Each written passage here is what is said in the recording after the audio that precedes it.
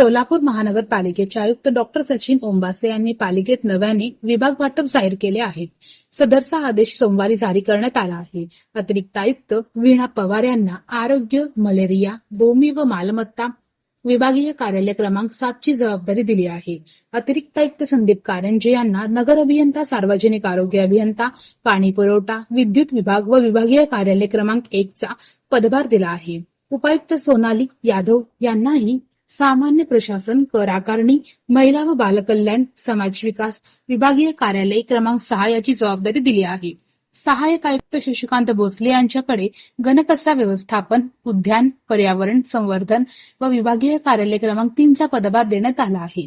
सहाय्यक आयुक्त गिरीश पंडित यांच्याकडे क्रीडा कार्यालय, अग्निशमन विभाग, विभागीय कार्यालय क्रमांक 5 चे नियंत्रण अधिकारी पदाची जबाबदारी देण्यात आली आहे.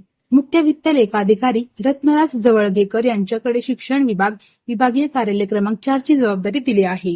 कार्यकारी अभियंता नीलकंठ मठपती यांच्याकडे परिवहन विभाग, अतिक्रमण प्रतिबंधक व प्राणी संग्रहालयाचे नियंत्रण अधिकारी याचा कार्यभार देण्यात आला आहे.